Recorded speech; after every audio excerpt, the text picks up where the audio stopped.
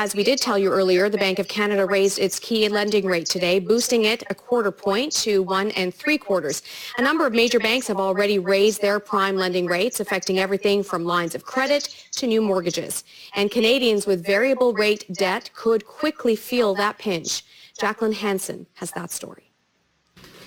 Michelle Kennedy is trying desperately to save money so she can put a lump sum payment towards her fixed-rate mortgage when she renews. You finally get the house and you constantly have a fear, what if something happens, the interest rates go up and I can no longer afford my house. The buildup of the Bank of Canada's 5 recent hikes could be a shock to many Canadians, especially those with variable rate debt, from lines of credit to mortgages. Before the bank started to hike, the lowest available variable rate was 1.75%. On a $400,000 mortgage, that's a monthly payment of about $1,600. After today's increase, the lowest variable rate is expected to jump to 2.7%. So that same mortgage will cost nearly $200 more every month. If their monthly obligations become higher and higher, they're going to have to make cuts in other parts of their budgets, and it's going to hurt. Being good with our money makes us more productive, makes us more motivated too. At a debt counseling workshop in Toronto, financial educator Ann Arbor says Canadians need to prepare for those higher rates. Almost stress testing yourself and making sure that you can afford the payment. While difficult for some consumers to swallow, interest rate increases are not a bad sign for the economy as a whole. We should really see these interest rate increases as a validation of confidence in the underlying strength of the economy, not just an attempt to pour cold water on growth. Still, for Michelle Kennedy, it's enough to keep her up at night. There is no traveling, there is no fancy dining, there is no luxuries in my life until I get that done, until I renew that mortgage. The Bank of Canada says Canadians have already started to adapt to a new reality of higher rates. And if economic conditions remain the same, there could be several more rate hikes to come. Jacqueline Hansen, CBC News, Toronto. So what does a rise in interest rates mean to you at home tonight? Rising interest rates and climbing debt levels have been a concern among economists for some time now. Some Canadians will find it harder to manage their debt. Paul Traynor is a financial and insurance advisor and mortgage broker based in Charlottetown and joins me tonight. Thanks for coming in. Oh, you're welcome. Thank you for having me. So how bad is this for people who are currently living on or close to the financial edge already? Well, it's not good. Certainly the amount of debts that people have are going to have an impact.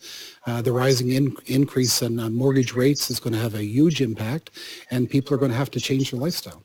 So tell me what kind of loans this does impact when you see the Bank of Canada raising its interest rate. Well, the big one right off the get-go is variable rates. Right. So a person that has a variable rate mortgage or a short-term mortgage or a working line of credit loans, those are going to be the first people that get hit. So you're going to see that right away, an increase in your borrowing capacity. On the longer term, the people that are locked in, say, for a 2, 3, 4-year mortgage, when they do those mortgage renewals, they're certainly going to see an impact on those. So those type of people can at least structure it so that they can brace for it down the road. Right, and some student loans as well are tied Student loans would be a little bit of a factor. Okay. A lot of those are tied in with no interest for a couple of years. Okay. So it would be a factor for sure, but not as big of a factor for, say, the small businesses with working lines of credit or those variable mortgages would be the bigger of the two right now. Right now. Okay, so let's crunch some of the numbers, because I know at the end of 2017, Canadian households owed just over $2 trillion. Mortgages accounted for almost 3/4 of that debt. So a bump in interest rates on a variable rate mortgage has a big impact on your bottom line. So walk us through some of the numbers. Okay, so we'll just use a $200,000 mortgage here in PEI, okay, which is, it's probably the average, or a little bit lower. But the old rate for last year, that median rate, that median interest rate was 2.8%. So that person would be paying roughly about $926 a month for his mortgage. Okay. With the new rates, the median rate as it stands today is 3.60. So that same mortgage is going to cost $1,009 per month, which is an increase of $83 a month going forward. And that's a big deal for some people who are basically living paycheck to paycheck, Absolutely. mortgage to mortgage. And a lot of, I mean, the statistics, we're not sure exactly what those numbers are, but it'll be a very high percentage are living literally paycheck to paycheck.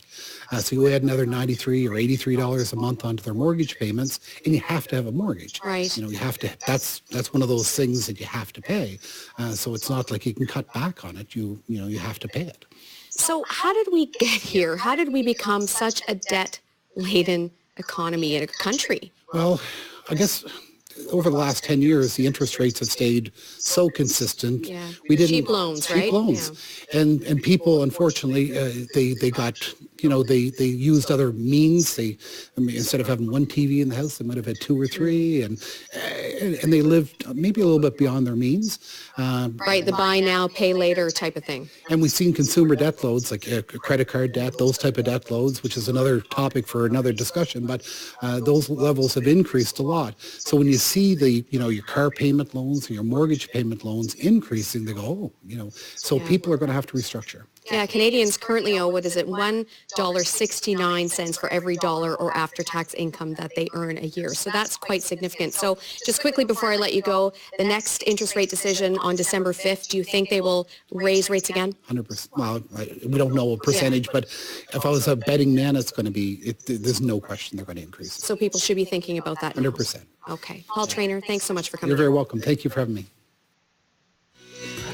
And here was the market's reaction today. When interest rates go up, so does the Canadian dollar. That makes it more appealing for investors to invest in a country with higher interest rates. So that's where we saw the jump in the Canadian dollar. But North American markets fell hard. The TSX posted its worst day in more than 3 years today, down 376 points. The Dow off by 608 points. And we'll take a quick peek at commodities here, where we saw oil just mildly higher. Gold was down $5.70 US an ounce.